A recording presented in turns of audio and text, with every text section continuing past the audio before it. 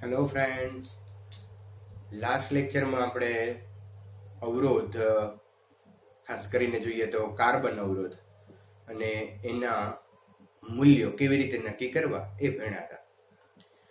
અવરોધ અને અવરોધકતા આ બે શબ્દો આપણે થી પરિચિત છીએ. તો અવરોધ અને અવરોધકતા એ કોણ તાપમાન પર આધારિત છે, તો એ કેવી રીતે આધાર રાખે છે એની ચર્ચા આપણે કરીએ. અચ્છા મિત્રો, ખાસ ધ્યાન રાખજો, અવરોધ that is R અને અવરોધકતા that is rho. ઓકે, અચ્છા, રિલેશન આપણે વિચારીએ અહીંયા તો R is equal to rho L upon A, અને આ R જે છે એ અવરોધ છે અને આ rho છે એ અવરોધકતા છે. આ બંને વસ્તુ જુદી જુદી છે, ભેગું ન થઈ જાય, ધ્યાન રાખજો. અચ્છા, આપણે એક અવરોધકતા માટે આવું એક સૂત્ર ભણી ગયા હતા, m upon any square tau, બરાબર છે?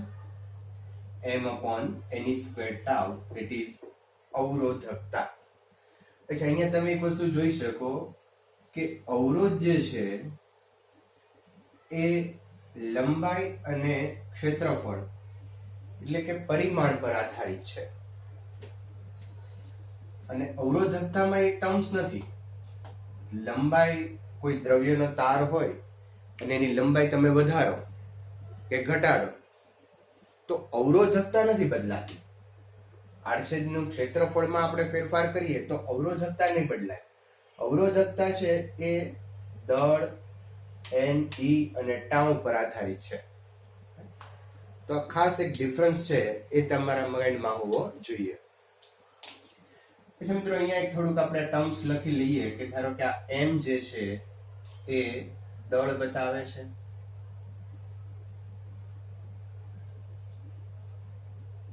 ઇલેક્ટ્રોનનું દળ. n, યસ, n શું છે? n છે સંખ્યા ઘનતા.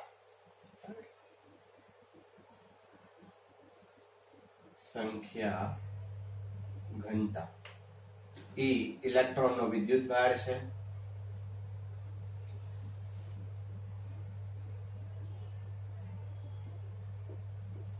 અને ટાઉ જે છે એ છે રિલેક્સેશન ટાઈમ. અને રિલેક્સેશન ટાઈમ મિત્રો તમને યાદ હશે, ફરી એક વખત આપણે થોડી વાત કરી લઈએ. રિલેક્સેશન ટાઈમ એટલે કે જે આયનો કોઈ ધાતુની અંદર આયનોની વચ્ચે ઇલેક્ટ્રોન જ્યારે ગતિ કરતો હોય ત્યારે આ આયનો સાથે અથડામણ અનુભવે છે, અને એક અથડામણ પછી આ બીજી અથડામણ, ત્રીજી, ચોથી, આવી રીતે ઘણી બધી અથડામણો થતી રહેતી હોય છે.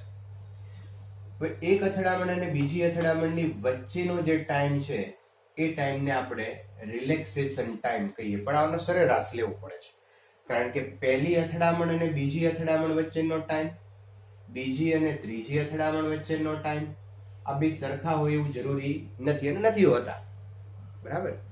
એટલે ઘણી બધી અથડામણો થાય છે, એનો સરેરાશ આપણે ટાઈમ લઈએ છીએ, જેને રિલેક્સેશન ટાઈમ કહેવાય. એટલે કે બે ક્રમિક અથડામણો વચ્ચેના સરેરાશ સમયગાળાને રિલેક્સેશન ટાઈમ ટાઉ કહેશું. ઓકે, હવે અહીંયા હું એક કામ એ કરું કે રો જે છે એની વેલ્યુ અહીંયા મૂકીએ આપણે. તો R is equal to m upon n e square tau into upon a. Okay, તો હવે તમે જુઓ અહીંયા મારે જે તમને કહેવું છે, આજે જે આપણે ખરેખર ચર્ચા કરવી છે એ રેઝિસ્ટન્સ જે ટેમ્પરેચર ઉપર ડિપેન્ડ કેવી રીતે છે એનું એક ફોર્મ્યુલા આપણે લેવું છે, અને કેવી રીતે ડિપેન્ડ છે એ આપણે અહીંથી જોઈએ. રેઝિસ્ટન્સ જુદા જુદા પદાર્થો માટે જુદો જુદો હોય, વાહક હોય, અર્ધવાહક હોય કે પછી મિશ્ર ધાતુ હોય.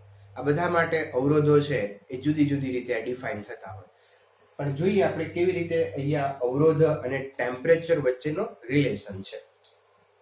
ઓકે, અચ્છા ચાલો, અહીંયા અવરોધ જે છે એ ટેમ્પરેચર આપણે ચેન્જ કરીએ તો બે વસ્તુ ચેન્જ થશે. એક રિલેક્સેશન ટાઈમ અને બીજું આ સંખ્યા ઘનતા. તાપમાન સાથે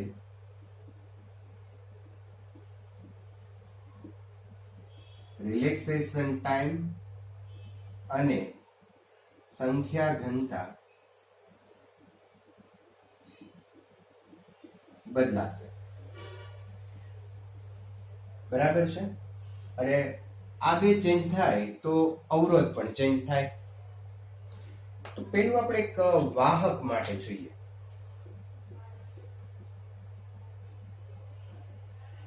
વાહક અથવા તો ધાતુ. સામાન્ય રીતે ધાતુ છે એ વાહક હોય છે. તો ધાતુ પદાર્થનું તાપમાન વધારો.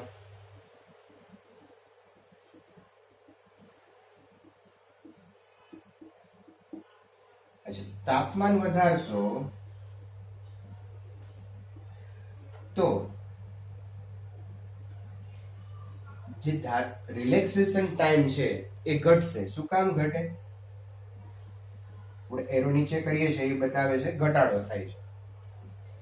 અચ્છા, શું કામ ઘટે? કારણ કે તાપમાન વધે એટલે જે આ બધા આયનો છે એ આયનોના દોલનો ખૂબ ઝડપથી વધશે, અને આયનોના દોલનો વધે તો એના અવકાશમાં જે ઇલેક્ટ્રોન ગતિ કરતા હોય તો એ આયનો સાથે સતત અથડામણ કર્યા કરે, અને એ અથડામણ વધી જાય તો રિલેક્સ થવાનો ટાઈમ છે ઘટી જાય. બરાબર? એટલે મિત્રો, જો ટેમ્પરેચર વધારશો તો દોલનો વધશે, દોલનો વધશે તો અથડામણ વધશે, અને અથડામણ વધશે તો રિલેક્સેશન ટાઈમ છે એ ઘટશે. બરાબર છે?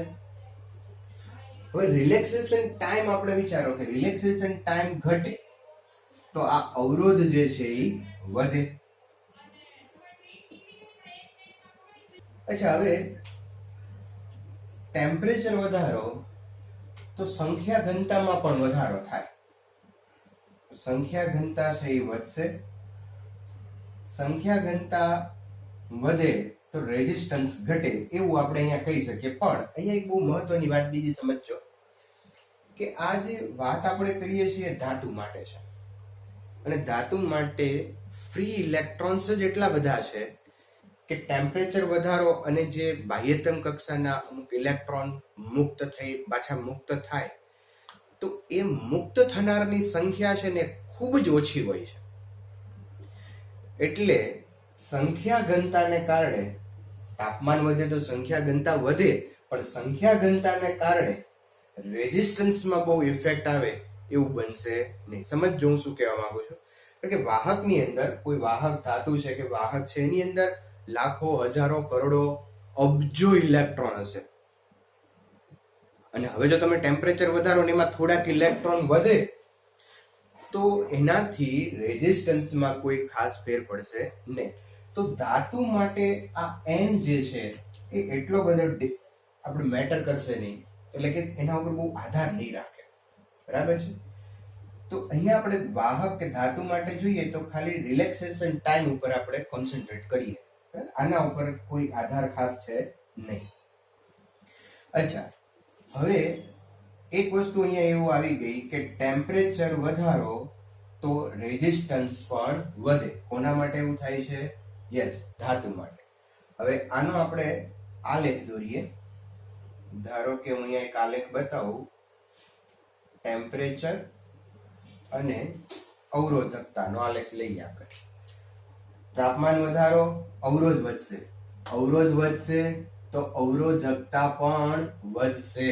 બરાબર? આ જ રિલેશન થી આપણે જોઈ શકીએ. અહીંયા રિલેક્સેશન ટાઈમ છે એ ઘટશે, તો રિલેક્સેશન ટાઈમ ઘટશે તો અવરોધકતા વધશે. તો અવરોધકતા ટેમ્પરેચર સાથે વધતી જાય છે અને આનો આલેખ છે મિત્રો એ આવો આવે છે. શરૂઆતમાં બહુ ધીમે ધીમે વધે છે, પછી અહીંયા વચ્ચેના ગાળામાં તમે જુઓ તો લગભગ સુરેખ જેવો થઈ જાય છે અને પછી પાછો વધારો છે એ ઘણો બધો ઝડપથી થાય છે. તો ટેમ્પરેચર અને અવરોધકતાનો આલેખ ધાતુ માટે આ રીતે છે. એમસીક્યુ માં એમાં પૂછી શકાય, ધ્યાન રાખજો. ફરી એકવાર, ટેમ્પરેચર વધશે, અવરોધકતા પણ વધશે, તો આ એનો વધારો બતાવે છે. અચ્છા, હવે આપણે લઈએ બીજું સેમિકન્ડક્ટર.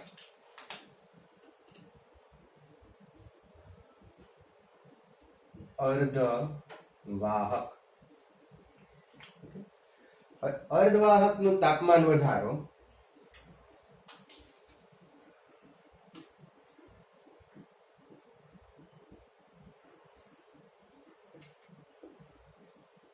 તો અર્ધવાહકનું તાપમાન વધારીએ આપણે, સંખ્યા ઘનતા આપણે વિચારીએ.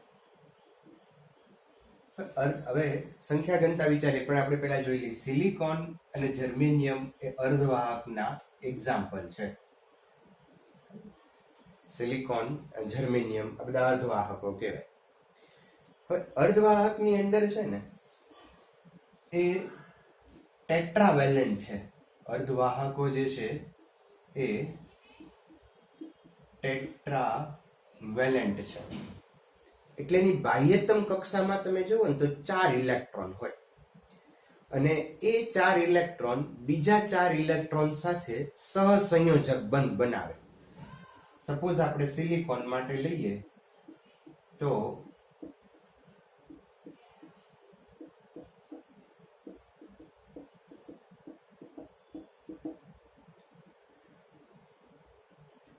આ જે સિલિકોન છે એના માટે આ સિલિકોનના 4 ઇલેક્ટ્રોન હોય અને બીજા નજીકના જે 4 પરમાણુ છે સિલિકોનના એની સાથે સહસંયોજક બંધ બનાવશે. બરાબર છે. આ જે રૂમ ટેમ્પરેચર તમે લ્યો અથવા તો નિરપેક્ષ શૂન્ય તાપમાન લઈએ તો આ બધા સહસંયોજક બંધમાં હોય. એટલે છે અર્ધવાહક પણ એ બિહેવ કરે અવાહક જેવું. નિરપેક્ષ શૂન્ય તાપમાને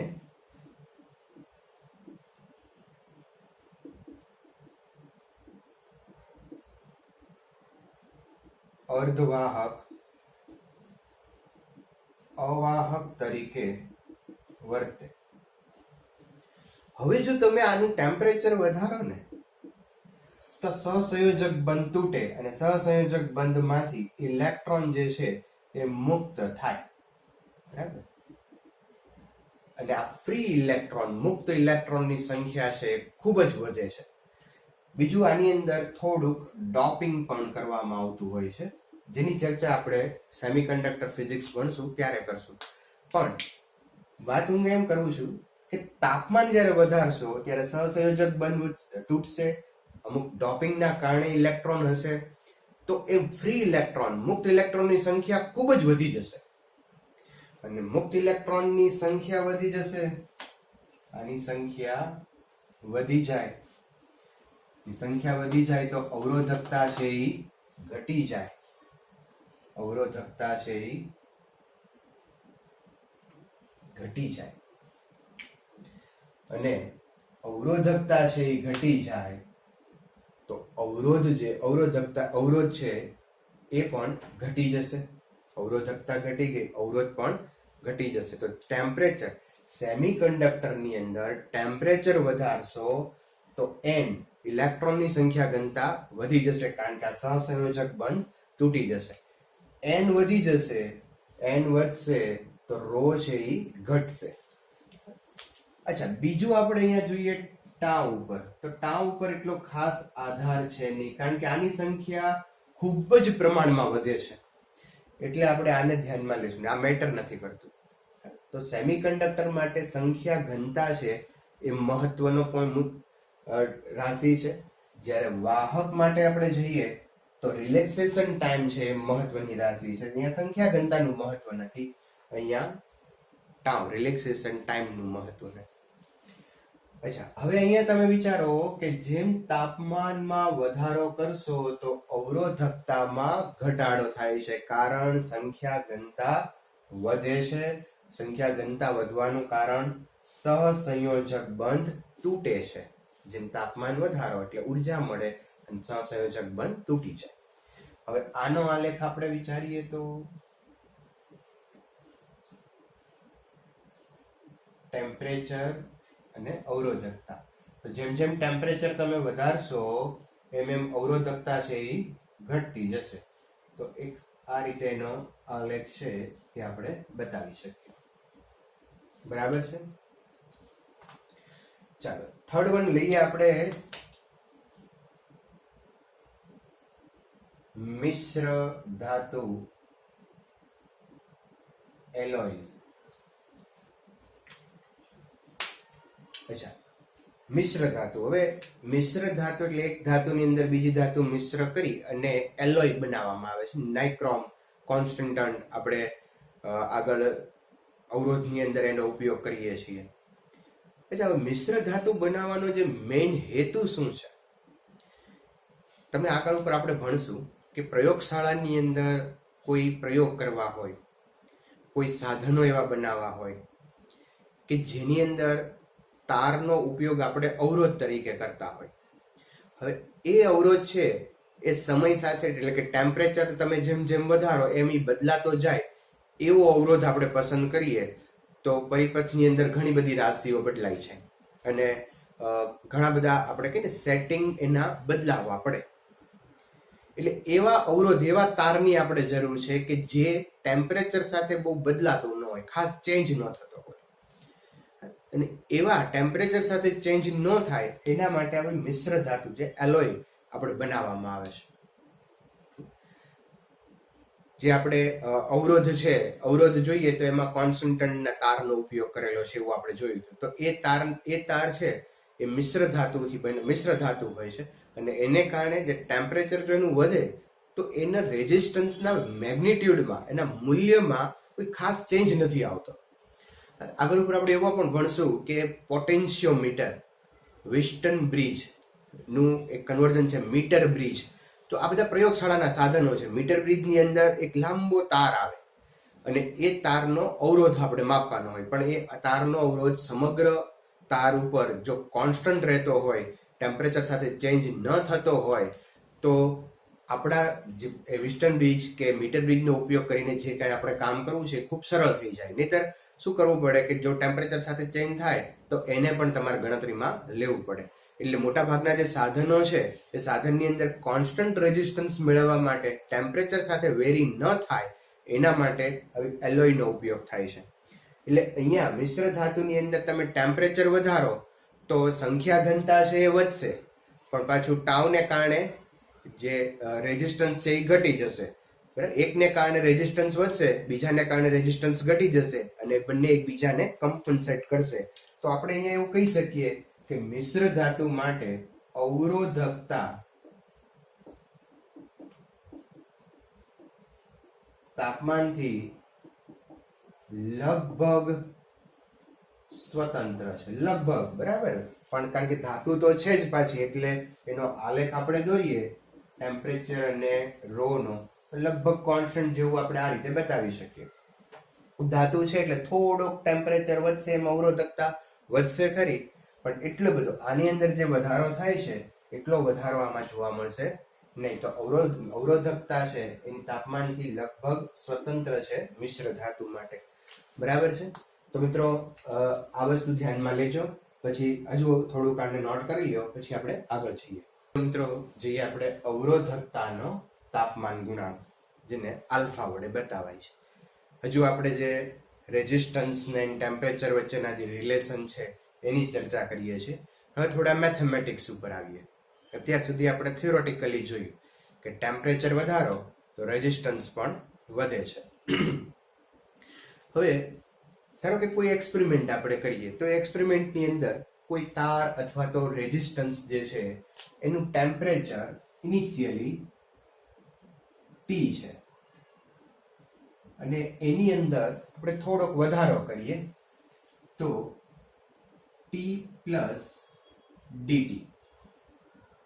ટેમ્પરેચર છે, કોઈ પણ એક એક્સપેરિમેન્ટ છે, તાર અવરોધ છે, એ અવરોધનું ઇનિશિયલ ટેમ્પરેચર આપણે T લઈએ અને એમાં થોડો વધારો કરો T પ્લસ ડેલ્ટા T.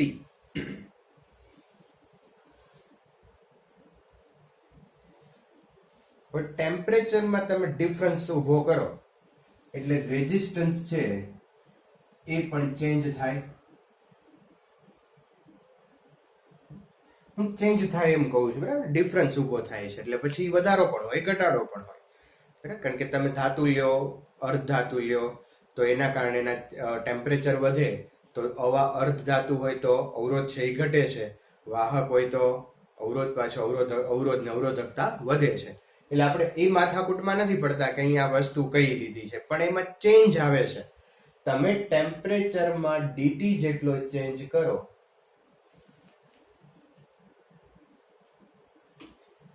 તો રેઝિસ્ટન્સમાં પણ dr જેટલો ચેન્જ આવે છે. હવે એ ચેન્જ પ્લસ પણ હોઈ શકે ને માઇનસ પણ હોઈ શકે. અત્યારે આપણે એમાં પડતા નથી. અચ્છા, તો આ જે અવરોધનો ફેરફાર આવ્યો એ અવરોધનો ફેરફાર dr proportional to dt.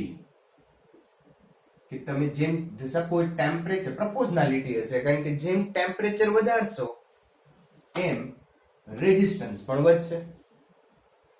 અને બીજું dr proportional to r0. Initial resistance વધારે હશે તો એનો વધારો પણ વધારે વધશે.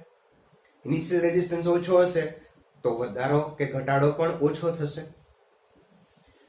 તો dr proportional to dt and dr proportional to r0. હવે આ બંનેનું સંયુક્ત ચલન લઈએ તો dr is equal to proportionality કાઢો એટલે એક અચળાંક મૂકવો પડશે આલ્ફા dr0 into dt. તો મિત્રો આ ફોર્મ્યુલા છે એ ખાસ યાદ રાખજો. dr એટલે કે અવરોધમાં થતો ફેરફાર એ કેટલો હશે? Alpha r0 into delta t. અચ્છા, આલ્ફા શું છે? તો આલ્ફા જે છે એ અવરોધકતાનો તાપમાન ગુણાંક છે. અવરોધકતાનો તાપમાન ગુણાંક છે. અચ્છા મિત્રો, તમે જો r એટલે અવરોધ, આ પણ અવરોધ છે અને dt નાના છેદમાં લઈ લો. આલ્ફાનો એકમ આપણે વિચારીએ તો આલ્ફા બરાબર 1/dt થઈ છે, કારણ કે અવરોધ ને અવરોધ કેન્સલ થઈ જશે. 1/dt અને 1/dt એટલે કેલ્વિન ઇનવર્સ ઓર ડિગ્રી સેલ્સિયસ ઇનવર્સ. તો આલ્ફા એટલે કે અવરોધકતાનો તાપમાન ગુણાંક અને એનો એકમ થશે કેલ્વિન ઇનવર્સ ઓર ડિગ્રી સેન્ટીગ્રેડ ઇનવર્સ. હવે હું અહીંયા આ જે અવરોધ છે એનો ફેરફાર dr બતાવે છે, તો આનું આપણે ઇન્ટિગ્રેશન કરીએ. Integration dr is equal to alpha r0 constant છે ને બહાર લઈ લઈએ. Integration dt. હવે dr એટલે અવરોધમાં થતો ફેરફાર. તો સપોઝ ઇનિશિયલ અવરોધ છે એ r0 છે અને ફાઇનલ અવરોધ આપણે લઈએ ધારો કે r. f લઈ લ્યો ફાઇનલ, અથવા તો r લ્યો, વોટેવર. અહીંયા dt ટેમ્પરેચરનો ચેન્જીસ આપણે લઈએ તો ઇનિશિયલ ટેમ્પરેચર ધારો કે આપણે T0 લઈએ અને ફાઇનલ ટેમ્પરેચર લઈએ T. ઓકે, dr નું ઇન્ટિગ્રેશન થશે r અને લિમિટ મૂકશું એટલે હું સીધું લખું મિત્રો અહીંયા r minus r0 is equal to alpha r0 અને અહીંયા ડેલ્ટા t નું થશે t અને t ની લિમિટ મૂકશું એટલે t minus t0. Delta t નું થશે t અને t ની લિમિટ મૂકશું એટલે t માઇનસ t0. ઓકે, આ માઇનસ r0 ને ઓલી બાજુ લઈ આવો તો r is equal two r0 plus alpha r0 1 minus t minus t0. r is equal two r0 common લ્યો તો 1 plus alpha t minus t0. Okay, હવે આ ફોર્મ્યુલા થઈ રેઝિસ્ટન્સ માટેની કે જે ટેમ્પરેચર અને આ તાપમાનનો અવરોધકતા ગુણાંક માટેનું આ ફોર્મ્યુલા. મિત્રો, તમારે આ સાદરૂપ યાદ રાખવાની કોઈ જરૂર નથી. આપણી ટેક્સ્ટ બુકમાં આ ફોર્મ્યુલા સીધી આપેલી છે, તમે યાદ રાખી શકો, વાંધો નથી.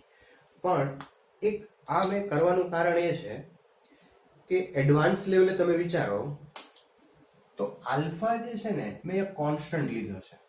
ટેમ્પરેચર સાથે આલ્ફા એ ચેન્જ નથી થતો એવું આપણે અહીંયા બતાવીએ છીએ, અથવા લીધું છે એટલે કોન્સ્ટન્ટ છે તો બહાર લઈ લઈએ. અને મોસ્ટ પ્રોબ્લેમ જે આપણી ટેક્સ્ટ બુકમાં છે એની અંદર આલ્ફાને કોન્સ્ટન્ટ જ આપેલો છે. પણ જો આલ્ફા કોન્સ્ટન્ટ ન હોય તો તમારે આ ફોર્મ્યુલા યાદ રાખવી પડે અને ઇન્ટિગ્રેશન કરવું પડે, આલ્ફાને અંદર લેવો પડે. આલ્ફાની વેલ્યુ તમને ટી ના સ્વરૂપમાં આપે, 1 પ્લસ ટી સ્ક્વેર આપી, 1 પ્લસ ટી આપ્યું, ટી પ્લસ 2 આપ્યું. ઓકે, તો તમે એને અહીંયા રાખવું પડશે અને પછી ઇન્ટિગ્રેશન કરી અને આ ફોર્મ્યુલા લાવવી પડશે. એટલે આ એડવાન્સ લેવલે હોય, બરાબર. આપણા ટેક્સ્ટ બુક લેવલે અને એમાં ખાસ કરીને એટલો બધો ચેન્જ આવતો નથી. પણ આ વસ્તુ ધ્યાન રાખશું કે મેઇન ફોર્મ્યુલા આ છે. એમાં જો આલ્ફા વેરી થતો હોય તો તમારે ઇન્ટિગ્રેશન કરીને આ ફોર્મ્યુલામાં ચેન્જ કરવો પડે. ઓકે, ચાલો હવે આના ઉપરથી અવરોધકતા માટે આપણે લખી શકીએ. આર ની જગ્યાએ આપણે લખીએ rho L by A is equal to rho 0 L by A 1 plus alpha T minus t0. Okay, R ની જગ્યાએ મૂકી rho L upon A, rho 0 ની જગ્યાએ r0 ની જગ્યાએ rho 0 L upon A. L upon A બેના સમાન હશે, એમાં કોઈ ચેન્જ આપણે કરતા નથી. આપણે તો માત્ર ચેન્જ શેમાં કરીએ છીએ? ટેમ્પરેચરમાં. ઓકે, તો ફાઇનલી અહીંયા તમે આ પણ એક ફોર્મ્યુલા લખી શકો, rho is equal to rho 0 1 plus alpha T minus t0. તો મિત્રો, આ બે ફોર્મ્યુલા ધ્યાનમાં રાખજો. આના ઉપર થોડા પ્રોબ્લેમ આપણે સોલ્વ કરીએ, પણ એ પહેલા એક ઇન્ટરેસ્ટિંગ વસ્તુ અહીંયા જોઈએ આપણે. હવે ધારો કે અહીંયા ધાતુ માટે આપણે વિચારીએ તો આલ્ફા કેવો હોઈ શકે? ધાતુ માટે વિચારો તમે. આને આપણે ડેલ્ટા ટી કહી દઈએ. r0 1 plus alpha delta T. Okay, ધાતુ માટે ટેમ્પરેચર વધે તો રેઝિસ્ટન્સ પણ વધે છે. ટેમ્પરેચર વધે તો રેઝિસ્ટન્સ વધે છે. હવે રેઝિસ્ટન્સ વધે છે એટલે R0 જે પહેલા ઇનિશિયલ રેઝિસ્ટન્સ હતો એમાં કંઈક વધારો થયો, અને જો વધારો થયો એવું કહીએ તો એનો અર્થ એમ છે કે આ પ્લસ થયું, આટલો ભાગ પ્લસ થયો. તો આલ્ફાની વેલ્યુ ધન હોવી જોઈએ. જો ધન હશે તો જ આ પ્લસ થશે, જો આલ્ફા માઇનસ હોત તો એ માઇનસ થઈ જાય. એટલે આલ્ફાની વેલ્યુ પ્લસ હોવી જોઈએ તો આ રેઝિસ્ટન્સ છે એ ઇન્ક્રીઝ થાય. તો ધાતુ માટે આલ્ફાનું મૂલ્ય છે એ ધન હોય.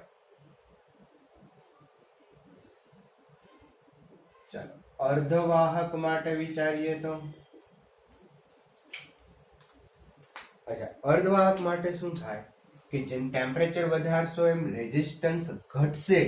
રેઝિસ્ટન્સ ઘટે એનો અર્થ એમ છે કે આ R0 ની અંદર કંઈક ઓછું થવું જોઈએ. ઓછું કરવા માટે આલ્ફાની વેલ્યુ ઋણ હોવી જોઈએ. આ ખાસ યાદ રાખજો મિત્રો. તો આલ્ફાની વેલ્યુ છે એ ઋણ હોવી જોઈએ. બરાબર છે? તો ખાસ મિત્રો આ વસ્તુ ધ્યાન રાખવાની છે. આ તો તમને યાદ રહી જશે કારણ કે ઘણા બધા દાખલાઓ પણ આપણે એના ઉપરના ગણશું. એટલે ધાતુ માટે આલ્ફા છે એ પોઝિટિવ હોય અને અર્ધવાહક માટે આલ્ફા છે એ નેગેટિવ હોય છે. અને થર્ડ વન આપણે જોઈએ એલોય મિશ્ર ધાતુ.